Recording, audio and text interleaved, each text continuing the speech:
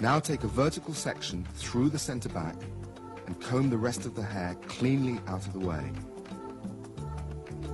Divide a horizontal section just below the top of the ear on the right-hand side. Hold the hair straight out from the head, using the narrow end of the comb to get an even tension, and cut a rounded section at that point, angling towards the ear.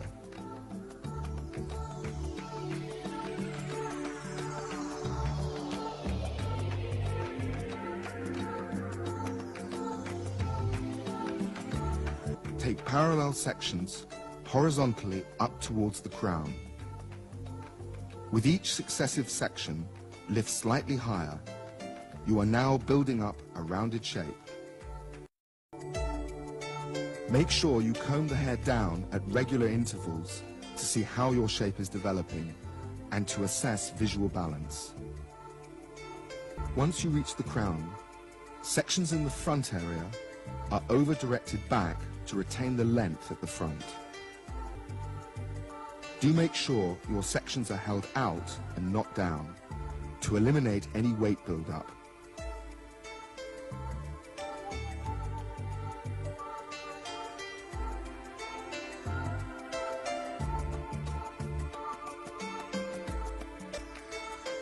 Now, comb your shape through to check visual balance. Now, take vertical sections down to the nape of the neck. Using the previously cut hair as a guideline, angle your sections close in to the hairline.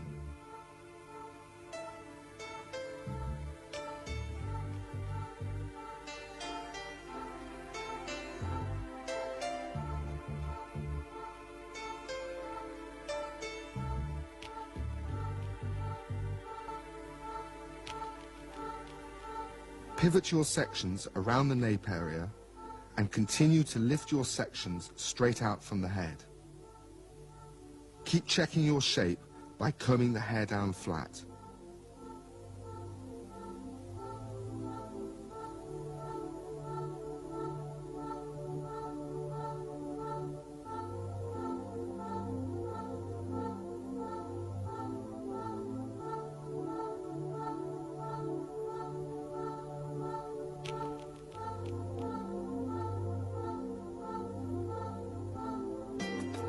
Next, we move on to the side area. Start by taking a parting from the temple to the crown. From the crown, take a section to the back of the ear. Now, using the previously cut hair as a guide, over-direct slightly back and cut a curved line with more length towards the front. Now you take parallel sections towards the front, lifting the hair straight out.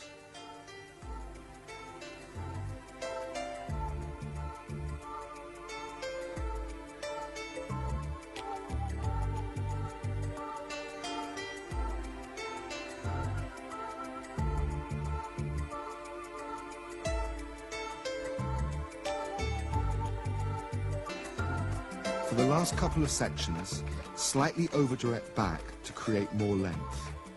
But be careful, don't put too much tension on the front hairline, as the hair is very fine in this area. Now, work your way from the temple to behind the ears. Take a diagonal section to tighten the graduation around the front hairline.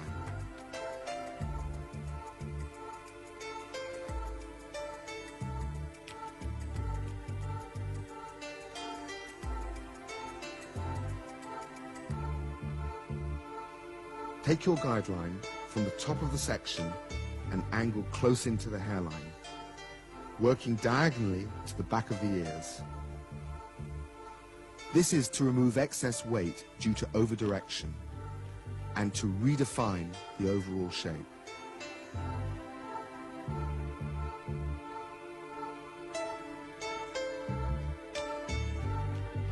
Tim is gently pointing the front hairline to finish and refine the outline shape.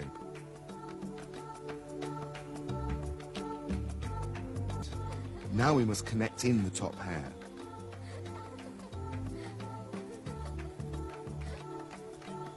Use the desired length at the front and the graduation through the sides as your guidelines.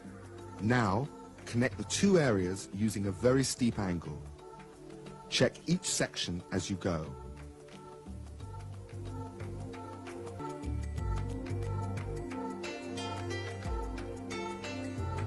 As you work back to the crown, lift each section slightly higher, eventually elevating your sections into the crown area.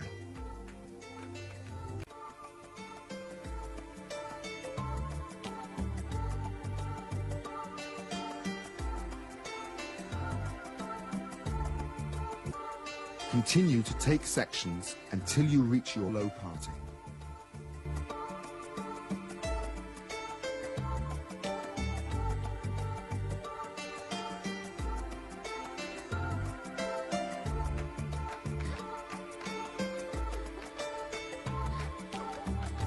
Now that you have achieved your desired shape, refine it visually. In the back hairline, scissor over comb, using the large end of the comb first and work straight up into the bulk of the graduation. When you scissor over comb, keep your comb moving. Your cutting hand should mirror the movement of the comb. Only remove small amount of hair at a time. And here is the completed first side. The second side is cut using the same method and technique as the first. It is very important to keep your original parting in place, as this is the key to the wrap effect. Remember, use your first side as a guide. Watch closely now as we run through the identical sequence for the second side. Take fine sections so that you can see your guideline clearly. Is the hair still damp?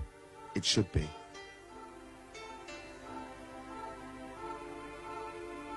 Don't check across your parting, otherwise you will lose the all-important length. Continue as before, but this time there will be no long top sections to join in.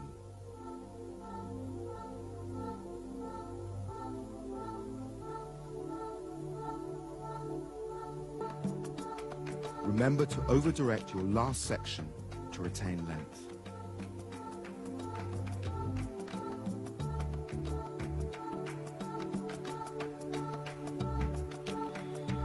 Refine your nape area until you are satisfied with the visual result. Check the crown sections into the disconnected side and over-direct all the front sections once again back to the crown. This removes any excess length. Comb all the hair from the long side over the second side and define your outline shape. Hold your sections loosely and cut a final line from back to front.